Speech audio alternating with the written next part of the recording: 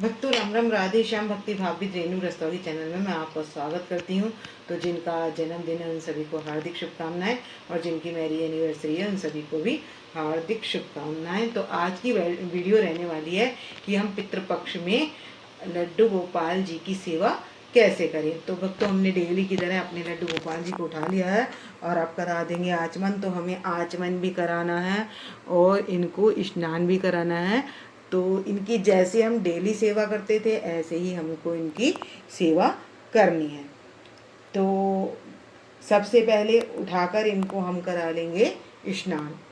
तो स्नान डेली तो आप पंचामृत से नहीं कराते हैं, लेकिन हाँ इनको मैं कराती हूँ चंदन से स्नान। क्योंकि ये विग्रह पीतल का है तो चंदन से क्या होता है, चमक बनी रहती है। और इनके हल्के हल्के हाथ से इत्र लेकर मैं कर लूँगी मसाज।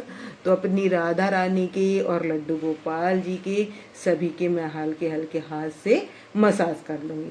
तो पहले मैं इत्र से मसाज कर लेती हूँ। मसाज करने के बाद इनको करा लेंगे स्नान, और स्नान कराने के बाद इनको सुंदर सुंदर वस्त्र पहना लेंगे। तो वक्त तो वस्त्र का क्या करना है, तो वस्त्र आपको नए नहीं पहनाने हैं, और जो पुराने वस्त्र हैं वही पहनाने हैं। ज्वेलरी भी पुरानी पहनानी है, यानी कि जो भी कोई नया सामान है वो हम नवरात्रों में यूज़ करेंगे। और नवरात्रों का भी कोई सामान हमें अभी नहीं लाना है, या तो हम पहले लाते हैं श्राद्ध पक्ष से, या हम श्राद्ध पक्ष में बाद में लाते हैं। श्राद्ध पक्ष के बीच में हम कोई भी चीज़ लेकर नहीं आते हैं, और श्राद्ध पक्ष में कोई अच्छा कार्य भी नहीं किया जाता। पितरों को दान देने का काम क्या है, श्राद्ध पक्ष में किया जाता है, इसलिए हम नया कोई काम करते नहीं हैं। तो मैं स्नान करा लेती हूँ इनको, और उसके बाद वस्त्र पहनाकर तैयार करके हम अपनी राधा रानी को पधार लेते हैं। ड्रेस है मेरे छोटे लाला की, और ये मल्टी कलर में मैं मतलब इनको कंट्रास्ट कलर में पहनाने वाली हूँ। बिहारी जी को ये शॉर्ट ड्रेस पहनाने वाली हूँ, और ये मर्जेंटा कलर की ड्रेस अपनी राधा रानी को और लड्डू गोपाल जी को पहनाने वाली हूँ। तो करा लेते हैं पहले स्नान।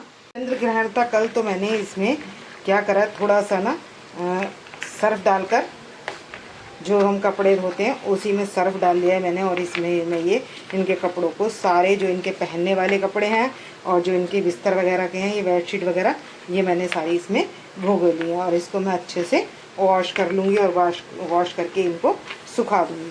तो और जो आसन है वहाँ पर मैंने गंगा जल से छींटा लगा दिया है। अपने मंदिर में मैंने कुशा रख दी थी और तुलसी पत्र रख दिए थे। तो अब मैं इसको अच्छे से धो लूँगी। तो मैं इनके जो डेली के कपड़े होते हैं वो मैं इसी तरीके से इनके, तो ये मैंने इनका टब बना रखा है जिसमें कि मैं इनके कपड़े धोती हूँ। तो जब तक साफ पानी नहीं आ जाता तब तक मैं इनको निचोड़ूंगी। पानी बिल्कुल साफ हो चुका है, और अब मैं इन कपड़ों को सभी को निचोड़कर इनके कपड़े फैला दूंगी। और मंदिर की भी मैंने आज डीप क्लीनिंग कर ली है, क्योंकि चंद्र ग्रहण के बाद हमें सारा ही डीप क्लीन करना होता है। ये गंगा जल, तो ये मंदिर तो हमारा बन रहा है। ये देखिए मंदिर तो बन चुका है वैसे, और यहाँ पर हम लाइटिंग और करवा लें तो उसके बाद पधारेंगे अपने लड्डू गोपाल जी को। और यहाँ मैंने मंदिर अपना यहाँ पर मेज पर ही पधार लिया है सब कुछ। तो मैं क्या करूँगी, सबसे पहले मैंने गंगा जल का यहाँ छींटा लगा लिया है। तो मैंने यहाँ पर सभी जगह अपने गंगा जल का छींटा लगा लिया है, और अपने मंदिर में और अपने घर में भी मैंने गंगा जल का छींटा लगा लिया है। इस पे कपड़े सुखा देती हूँ, क्योंकि यहाँ पर धूप आ जाती है, सामने से धूप आती है, ऐसे बहुत अच्छी धूप आती है, और धूप में मैं कपड़े सुखा देती हूँ जो नया होते हैं। जैसे कोई पटरा नया लाई तो उसी पर मैं ये इनके कपड़े सुखा देती हूँ। और मेज पे भी धूप आ जाती है तो मैं इनके कपड़े बाहर नहीं डालती, रस्सी पर नहीं डालती, कहीं भी जो कोरी चीज़ होती है उसी पर डाल देती हूँ। मतलब हम जो भी स्टूल वगैरह कुछ भी लाएं नया, तो वो मैं उसी पर डाल देती हूँ। और यहाँ सारे कपड़े सूख भी जाते हैं, क्योंकि पंखा भी चलता है और धूप भी आ जाती है। स्नान कराने के बाद हो गए हैं हमारे लड्डू गोपाल जी तैयार। तो इनके आप श्रृंगार दर्शन कर लीजिए। तो ये हमारे कान्हा जी हैं, ये हमारी लाडली जी हैं, और ये हमारे लड्डू गोपाल जी हैं, और ये हमारे छोटे लाला हैं। तो सभी का श्रृंगार पूर्ण हो चुका है और सभी बहुत सुंदर लग रहे हैं। और ये छोटे से लाला और यशोदा मैया हैं। तो सभी का श्रृंगार हो चुका है। तो अब क्या करेंगे, अब हम भोग लगाएंगे। तो जैसे कि श्राद्ध चल रहे हैं तो हम क्या करेंगे, गाय के लिए एक रोटी बनाएंगे, वो डेली दे देंगे, और कुत्ते की रोटी दे देंगे, और पूरी बनती है आपके यहाँ तो पूरी ही बनाएंगे। तो वो गाय की, कुत्ते की, अग्नि की 4 पूरियाँ तो ये निकालेंगे। और क्या करेंगे, एक होता है 5 अग्नि यज्ञ। तो उसमें क्या होता है, अनाज निकाला जाता है चींटी के लिए, कबूतरों के लिए और पक्षियों के लिए। तो वो भी हमें जरूर देना चाहिए, क्योंकि वो हमारे पितरों को ही प्राप्त होता है। और हमें तर्पण हम तुलसी के वृक्ष के नीचे भी कर सकते हैं। तो इन दिनों तर्पण तिल से तर्पण किया जा सकता है, तुलसी के वृक्ष के नीचे तर्पण किया जा सकता है, तो तर्पण किया जाता है। और एक क्या करेंगे, हम ले लेंगे मिट्टी का कोई भी प्लेट ले लेंगे या स्टील के ले लेंगे, आप जो भी बर्तन लेना चाहें वो ले लेंगे, और इसके ऊपर रख लेंगे हम चावल, और चावल रखने के बाद रख लेंगे दीप, और उस दीप को हम दक्षिण दिशा में प्रज्वलित कर लेंगे। जैसे ये हमने दीपक रख लिया चावल के ऊपर, तरीके से हम दीपक जला लेंगे, और दीपक जलाकर हम क्या कर लेंगे, दक्षिण दिशा में रख देंगे अपने फ्लैट के बाहर। तो ये दिया दक्षिण दिशा में पितरों के निमित्त दिया जाता है। तो अब सबसे पहले अब हम कर लेंगे आरती अपनी राधा रानी की और लड्डू गोपाल जी की। तो डेली की तरह हमने दीपक जला लिया है, हमने घंटी बजा लिया है, घंटी बजाकर कर लेंगे आरती सभी की। तो आपको ये ओम जय जगदीश की आरती करनी है तो आप ओम जय जगदीश की आरती भी कर सकते हैं। तो भक्तों, आपको श्राद्ध पक्ष में क्या है, सबसे पहले जल्दी उठकर अपने लड्डू गोपाल जी को तैयार करके आरती पूजा करने के बाद अपनी रसोई में पितृपक्ष के लिए भोग बनाना है। तो आप एक थाली पितृपक्ष की बाद में निकालेंगे, पहले लड्डू गोपाल जी के भोग के लिए थाली निकाल देंगे। तो हम सबसे पहले यहाँ आरती कर लेते हैं। बांके बिहारी तेरी आरती गाऊं, हे गिरधर तेरी आरती गाऊं, आरती गाऊं प्यारे तुमको नाऊं, हरि चरणों में शीश झुकाऊं मैं बांके बिहारी तेरे। साथ ही साथ अपने मंदिर में भी पूजा कर लेनी है, जो हमारे दैव देवता हैं। तो ओम जय जगदीश की कर रहे हैं तो एक साथ भी कर सकते हैं सभी की आरती पूजा।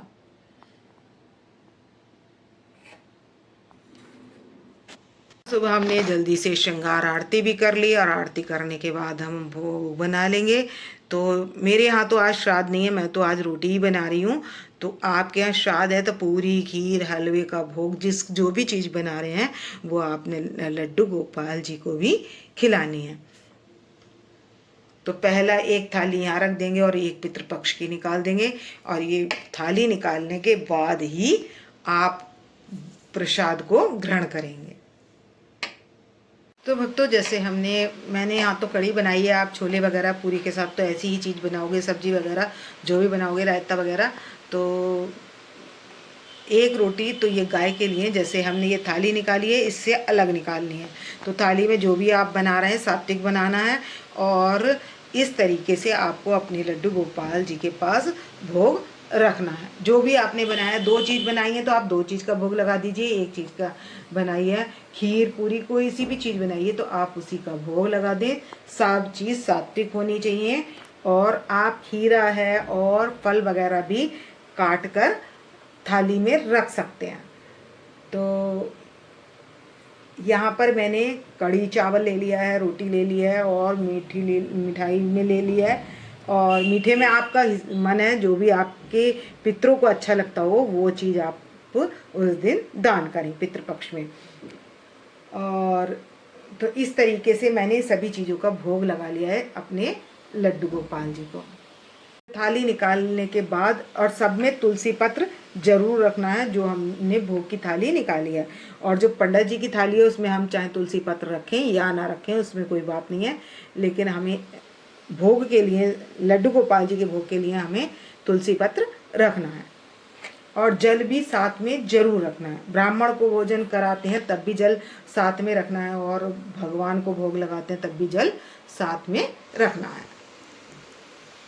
हम सबसे पहले घंटी बजाकर भोग लगा देंगे और यहाँ पर्दा डाल देंगे। पर्दा 15 मिनट बाद खोलेंगे, भोग लग चुकेगा तब। लग चुका है दृष्टि भोग प्रसाद, आप भी ग्रहण कीजिए। मैंने यहाँ ड्राई फ्रूट और मखाने और सारी चीज़ें रखी ली हैं भोग में।